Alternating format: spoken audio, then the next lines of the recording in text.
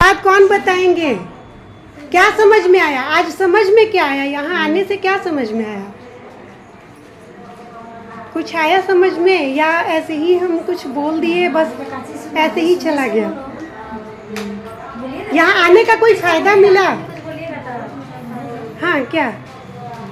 शादी के 2 साल बाद बच्चा पैदा करना चाहिए, उससे पहले नहीं करना चाहिए, ताकि घर संसार के बारे में पता चल सके कि बच्चा को कैसे संभाल सकते हैं।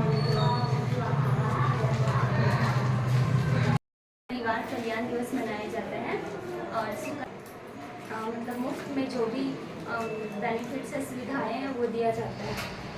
और लड़की लोग को मतलब 20 साल के बाद शादी करना चाहिए, तब तक मैच्योरिटी आ जाता है और फिर शारीरिक का विकास भी अच्छा होता है।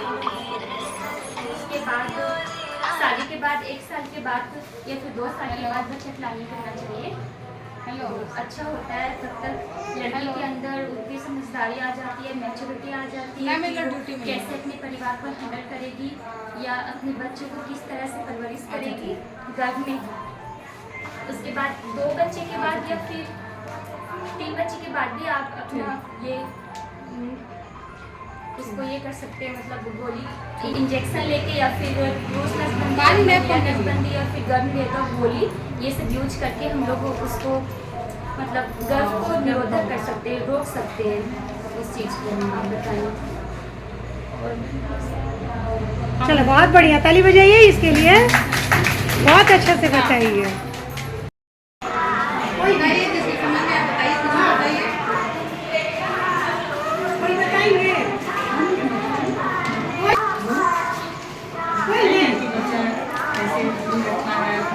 सब लोग सुनी है, कोई भी बता सकते हैं, कोई पाबंदी नहीं,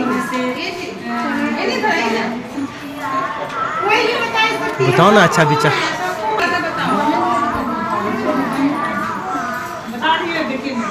बताओ, हाँ बताइए, जो भी कोई बताएगी सब करेंगे। थोड़े तो बैठ जाइएगा, प्रोग्राम चल रहा है, उसके बाद कर देंगे। अच्छा, और क्या बताएंगे? मतलब शुरू से थोड़ा सा बताइए। शादी के बाद 2 साल के बाद बच्चा रहना चाहिए। समझ आता है परिवार को संभालने के लिए,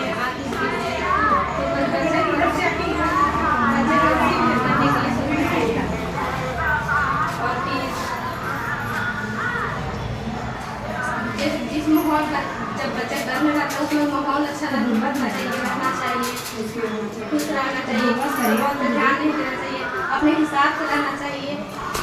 2 साल बाद चलिए, बहुत अच्छा, ताली बजाइए। और कोई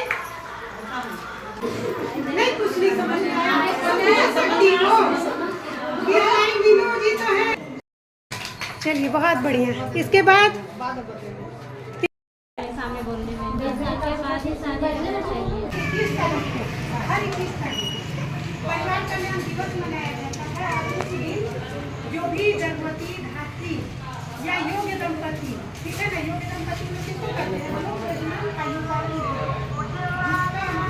जिसका मतलब तो वैसे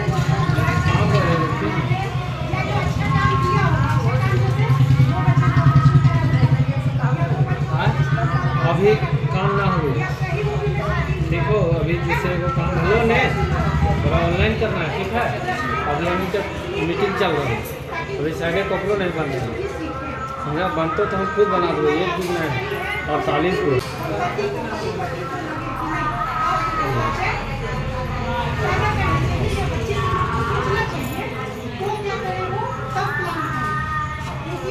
बच्चे के लिए सभी प्लान करें जब उसको योग आए।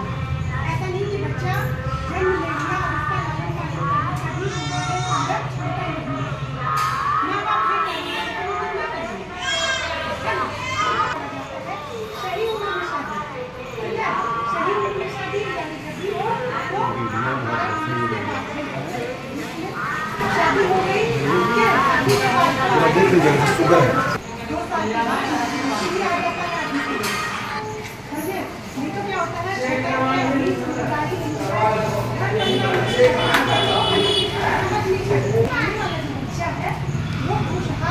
माहौल में पैदा हो। और जो बच्चा खुशी खुशी अपनी माँ की गर्भ में पलेगा ना, वो जन्म लेने के बाद भी बहुत अच्छा होता है, उसके जीवन का विकास भी बहुत अच्छा होता है। और जो बच्चा गर्भ में ही टेंशन में रहता है, उस बच्चे का विकास जन्म के बाद भी अच्छा नहीं होता। इसलिए बोला जाता है कि जब माँ गर्भ में होती है ना, तो उसको भी टेंशन नहीं लेना चाहिए। माँ को खुद नहीं लेना चाहिए, तुम कितना भी कुछ भी बोलो, उसको सुनते रहना, उसको इंजॉय करना। क्या कुछ इंजॉय करना है कि वहाँ को अकल नहीं है, तब हम ऐसा करते हैं। ठीक है ना? परिवार वाले का क्या करेंगे कि परिवार वाले करेंगे कि जब उसके घर की कोई भी जो बहू हो या बेटी गर्भवती हो, उसका ख्याल रखना है। क्या ख्याल रखना है? अगर चाहते हैं कि संस्कारी बने, तो वो संस्कारी कैसे बनेगा? हम अपने बहू को आदर देंगे, है ना? उसके भी बात को मानेंगे, उसके बात को सम्मान करेंगे, तभी तो बच्चे को लगेगा कि नहीं मेरी माँ का सम्मान किया जा रहा है। तो जो बच्चा होगा वो उस चीज़ को सीखेगा। माँ को भी चाहिए कि वो बड़ों का सम्मान करे। अगर बड़े कुछ बोल लेते हैं, उनको चुपचाप सहन करना है। इसलिए सहन करना है ताकि वो गुण अपने बच्चे को देना है ना?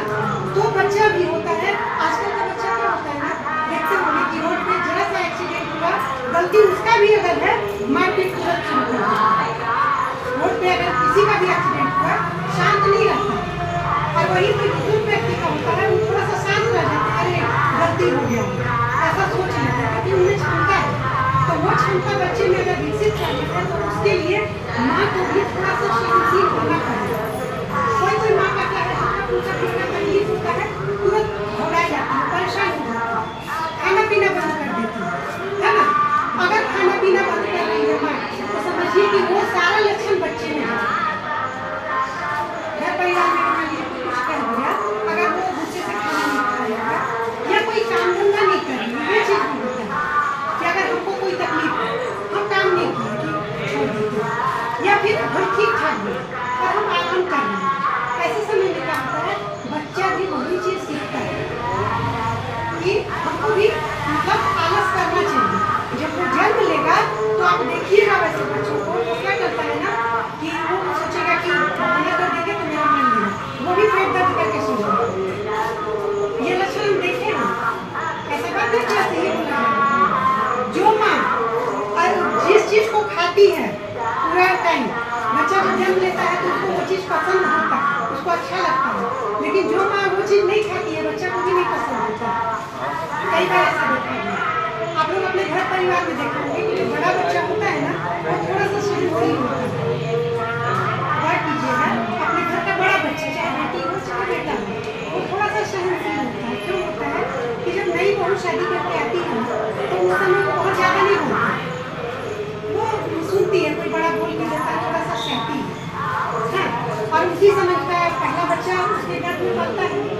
तो जब वो पहला बच्चा गर्भ में पल रहा होता है, तो वो भी वो लक्षण को लेता है बेटी माँ से, लेकिन जब आप देखोगे दूसरा बच्चा जो होता है, वो बड़ा वाला से थोड़ा सा तेज होता है, वो थोड़ा सा बोलने सीख लेता है। छोटा वाला जो होता है उसका तो खैर कहना नहीं है, वो कंट्रोल से बाहर होता है। क्यों बाहर होता है? क्योंकि तब तक माँ भी सबसे लड़ाई झगड़ा करके अलग हो चुकी होती है। होता है ऐसा, बहुत परिवार करते हैं, लेकिन अक्सर यही होता है कि यदि 3 बच्चा होता है, छोटा बच्चा होते होते माँ अलग हो गई होती है और उसको बोलना आ जाता है, अब वो लड़ना भी जम जाता है। छोटा वाला बच्चा होता है किसी का नहीं सुनता, उसको अगर आप तो ये थप्पड़ मारेगा, वो थप्पड़ मार के निकलेगा। तो बड़ा बच्चा और छोटा बच्चा ये अंदर होता है, तो कहाँ से उसके गर्भ से। अभिमन्यु का किस्सा पता है ना, क्या हुआ था? माँ के पेट में चक्रव्यूह को तोड़ने के लिए घुसने सीखा था, तोड़ना नहीं सीख पाया। माँ सो गई थी। महाभारत में कथा है कि जिस समय श्री कृष्ण जो है वो युद्ध का कला सिखा रहे थे, तो उसमें एक चक्रव्यूह का कला होता है, चारों तरफ से घेर करके और शत्रु को मारना। तो अभिमन्यु को वो चीज़ सीख लिया, वो गर्भ नहीं सीखी, लेकिन उससे निकला कैसे जाता है वो नहीं सीख पाया, जिसके कारण क्या हुआ, वो मृत्यु को प्राप्त हुआ, क्योंकि चक्रव्यूह में घुस तो गया लेकिन निकल नहीं।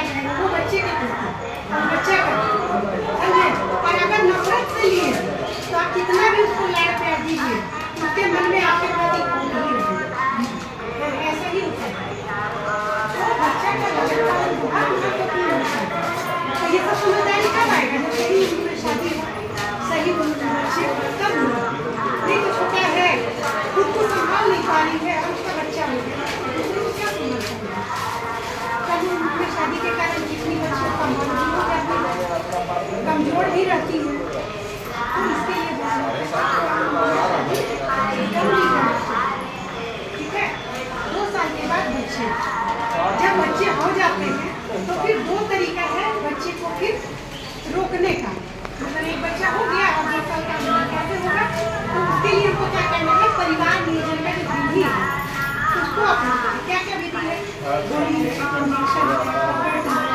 है ना। अगर वो सब भी कुछ नहीं चाहिए तो कौन नहीं, है ना, इतना सारी चीज़ है। तो जो भी अपना उनमें से कुछ भी अपना सकते हैं। जब वो बच्चा हो जाए उसके बाद परिवार नियोजन का कई विधि क्या है, महिला बंध्याकरण और पुरुष नस्लबंदी, है ना। महिला बंध्याकरण में क्या होता है, माँ का ट्यूब काटा जाता है, बच्चेदानी का ट्यूब होता है।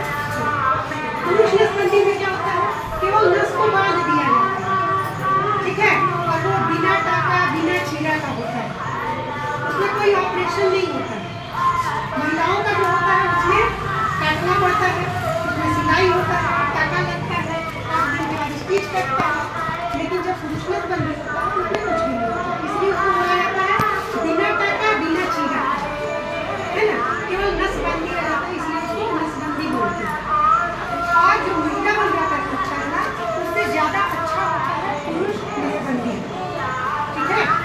क्यों अच्छा होता है, क्योंकि इसमें क्या है, महिला को बहुत सारे रिस्ट्रिक्शन होता है, क्या क्या, उसको भारी काम नहीं करना है, 6 महीना तक आराम करना है। लेकिन पुरुषों को ऐसा कोई पाबंदी नहीं है, 3 दिन तक वो जैसे कर सकते हैं, ठीक है, यदि उनको लगा कुछ ऐसा हो, नहीं तो वो जैसे है ना, आसान। तो आप लोग भी जिनके छोटे बच्चे हैं वो कोशिश कीजिएगा कि जब वो बच्चा हो जाए तो पुरुष नसबंदी करवाने का, मतलब अपने हस्बैंड को समझाएंगे, ठीक है ना। तो आप लोग उम्मीद करते हैं कि आप लोग को जो समझ में आया, समझ में क्या क्या एकदम शॉर्ट में कोई हमको बताएंगे वीडियो को कैसे करते हैं।